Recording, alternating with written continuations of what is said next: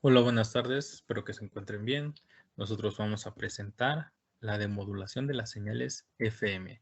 El equipo está conformado por Enrique Ferrer y su servidor Alain León. Bueno, para iniciar la demodulación es necesario recordar algunas cosas de la modulación. ¿Qué es la modulación? Bueno, prácticamente es tener una señal mensaje, en este caso es una señal de audio, que se sube a una modulación de amplitud. Esto es en el caso de AM. Y en el caso de FM, la señal de audio al subirse a la portadora hace que los picos altos tengan una amplitud ancha y los picos bajos tengan una amplitud más reducida. Bien, ¿qué es la demodulación? Bueno, es el proceso en el cual se recupera la información transportada de una onda portadora, donde previamente ha sido modulada en el extremo del transmisor. Es decir, vamos a recuperar la señal modulada a partir de la señal FM. Esta salida tiene que ser proporcional a la frecuencia instantánea de la señal de entrada. El esquema más sencillo para demodular una señal FM se denomina como discriminador en frecuencia, aunque existen otros tipos de demoduladores de FM. En los discriminadores se utilizan dos tipos fundamentales, que son clasificados acorde a su construcción y a modo de operación. Uno de ellos es el discriminador de FM en reactivo y el otro es el discriminador de FM con bucles de enganche de fase PLL, que es uno de los más importantes y más usados. Bueno, vemos que el principio de un discriminador de la frecuencia es el siguiente, donde X sub FM de T es igual a sub C de coseno de teta de T. Por cuestiones de tiempo no voy a poner a explicar cada paso, pero todo vemos que al derivar nos da un resultado de negativo de A sub C de seno de teta de T por W sub C más 2pi de K sub F X de T. Y bueno, con esa derivación de una señal FM, vemos que se ha convertido de FM a FM, y por lo tanto la señal demodulada se puede obtener con un circuito derivador y un detector envolvente. En este caso, el diagrama de bloques nos lo explica bien, donde X de FM de T pasa por este bloque de la derivada y se va al detector envolvente, donde tenemos una nueva señal que es delta de X de T. Este es un esquema de general de un demodulador que voy a explicar más adelante. Y bueno, iniciamos con el discriminador de FM en reactivo. Aquí vamos a llevar una señal de FM a una reactancia, en la cual vamos a tener bobinas acopladas de una forma que su impedancia varía con la frecuencia. Una vez obtenida la señal de salida, se modula en amplitud y con un detector envolvente se identifica. Este es el detector envolvente, que se ve de forma física, y este es el circuito. En otras palabras, la convertimos nuestra señal de FM a AM por medio de un circuito que es sensible a la frecuencia y procedimos a demodular esa señal AM con un detector envolvente usando un diodo y un circuito de RC, que es este. Continuamos con el segundo, que es el demodulador de FM en bucles de enganche de fase PLL. Bien, aquí la demodulación en frecuencia es inherente a los bucles de enganche de fase, ya que la tensión de salida del filtro pasa-baja es proporcional a la frecuencia de la señal de entrada. Aquí un detector de fase compara las dos fases que tenemos. Una siendo nuestra señal de entrada, que es de FM, y la segunda, que es la que genera el oscilador. La salida del detector es proporcional a la diferencia entre las fases de ambas señales y es realimentada al VCO, que está controlando la frecuencia del oscilador del mismo. La realimentación tiende a igualar las frecuencias de las dos señales y establecer una diferencia de fase constante entre ambas. Esta compensación es proporcional a la desviación de frecuencia y por ende nuestra señal de información demodulada. Además, los demoduladores PLL para FM se emplean sintonizadores de gran calidad y con esto pues tenemos una mejor linealidad. Esto que conlleva a que sean más caros, pero con un mejor rendimiento.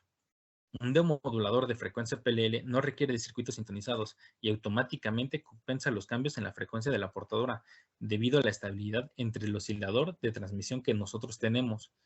Bueno, una manera más sencilla de explicar todo esto es, si nuestra entrada de PLL es una señal de FM, nuestra desviación y la frecuencia natural del VCO es igual a la frecuencia central de FI, nuestra tensión de corrección que se produce a la salida del comparador de fase y alimenta de nuevo a la entrada de nuestro VCO. Esto es proporcional a la desviación de frecuencia y es por lo tanto la señal de la información demodulada. Al ser un circuito de lazo cerrado, cuyo objetivo es detectar los cambios de fase que se producen en el puerto de entrada al ser comparados con la señal del VCO. Una condición de este diseño es que debe ser lo suficientemente rápida para seguir las variaciones de la frecuencia. Bueno, aquí vemos cómo en este diagrama de bloques nuestra señal de X de FM de T, entra y aquí está su fase. Pasa por el detector de fase y continúa para que posteriormente sea amplificado y tenga el filtro de pasabajos. Antes de salir, se va al VCO para ser comparado nuevamente con el detector de fase, el amplificador y el filtro pasabajos. Una vez hecho toda esta vuelta, pasa a la salida, donde tenemos nuestra señal de delta de X de T. Y bueno, eso ha sido todo de mi parte. Les dejo con mi compañero. Gracias.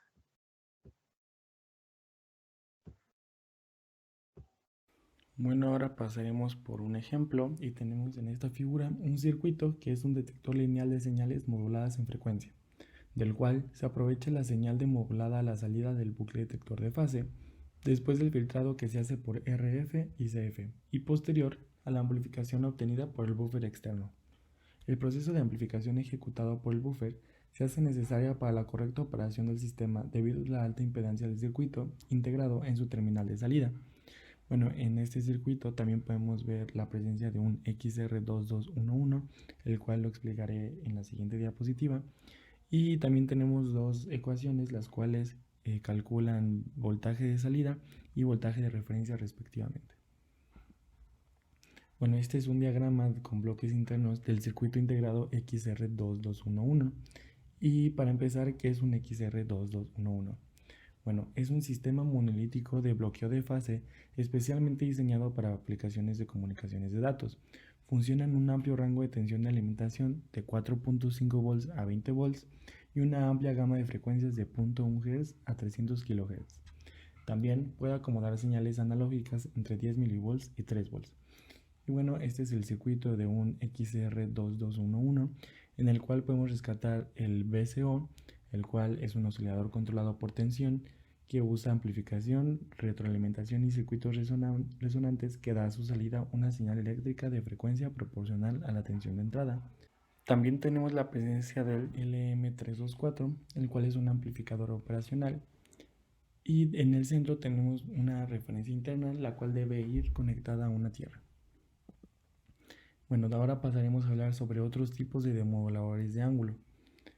Primero tenemos el detector dependiente, el cual trabaja en base a la conversión de variaciones de frecuencia en variaciones de amplitud. Produce una tensión de salida proporcional a la diferencia entre una frecuencia de referencia y la frecuencia de la señal de entrada. También tenemos un detector de cuadratura, el cual utiliza un desplazador de fase de 90 grados y un detector de producto para demodular las señales de FM. En el diagrama de bloques que tenemos aquí, el cual está conformado por un limitador, una red de desplazamiento de fase y un detector de coincidencia, y lo que hace es el limitador amplifica y recorta la señal de FM, convirtiéndola en una onda cuadrada. Esta tensión V1 es aplicada a la red de desplazamiento de fase, la cual cumple dos funciones. Primero, debe producir una tensión V2 que a la frecuencia central estará desplazada a 90 grados con respecto a V1, y segundo, debe hacer que el desplazamiento de fase relativo entre V1 y V2 varíe en función de la frecuencia instantánea de la señal de FM. Posteriormente, tanto V1 y V2 entran a un detector de coincidencia, el cual las compara. Y bueno, esto sería todo por nuestra parte. Muchísimas gracias por su atención.